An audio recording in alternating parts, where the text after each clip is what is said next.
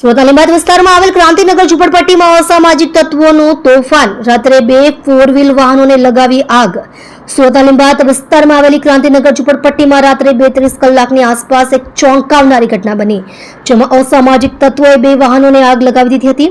આ ઘટનામાં Honda city number plate GJ05EY6730 અને Mahindra jubilee number plate GJ05PU4746 ને નિશાનો બનાવવામાં આવ્યો, જેનાથી આ વિસ્તારમાં અરેરાટી ફેલાઈ ગઈ. ઘટનાની વિગત અનુસાર 15 જૂન 2025ની રાત્રે બની, જ્યારે ક્રાંતિનગર ઝુંપડપટ્ટીમાં રહેવાસી ઊંઘમાં હતા. અચાનક 2 વાહનોમાં આગ લાગવાની ઘટનાએ લોકોને હેબતાવી દીધા.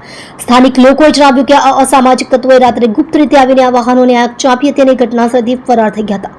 આગની જાણ થતાં જ ફાયર બ્રિગેડ અને પોલીસને તાત્કાલિક જાણ કરવામાં આવી. ફાયર બ્રિગેડે ઘટનાસ્થળે પહોંચી આગ ઉપર કાબુ મેળવ્યો, પરંતુ ત્યાં સુધીમાં બંને વાહનોને નોંધપાત્ર નુકસાન થઈ ચૂક્યું હતું. પોલીસની કાર્યવાહી.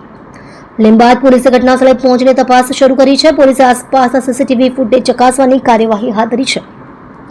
પ્રાથમિક તપાસમાં આગ લાગવા પાછળ જૂની અદાવત કે અંગત ઝઘડાની શક્યતા વ્યક્ત કરવામાં આવી છે, પરંતુ હજુ સુધી ચોક્કસ કારણ અને ગુનેગારની ઓળખ થઈ નથી. પોલીસે અજાણ્યા શખ્સો સામે ગુનો નોંધી વધુ તપાસ શરૂ કરી છે. સ્થાનિકોમાં ભયનો માહોલ. ઘટનાએ ક્રાંતિનગર ઝુંપડપટ્ટીના રહેવાસીઓમાં ભય અને સુરક્ષાની લાગણી ફેલાવી છે. સ્થાનિકોનું કહેવું છે કે આ પ્રકારની ઘટનાઓ આ વિસ્તારમાં અસામાજિક તત્વોની હાજરી દર્શાવે છે, જેના પર નિયંત્રણ લાવવું જરૂરી છે.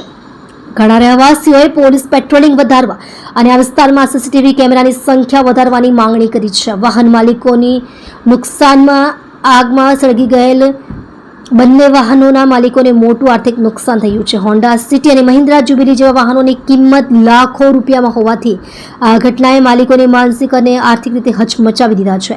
માલિકોએ પોલીસને ઝડપથી ગુનેગારોને પકડીને કડક કાર્યવાહી કરવાની માંગણી કરી છે. સમાજ પર અસર.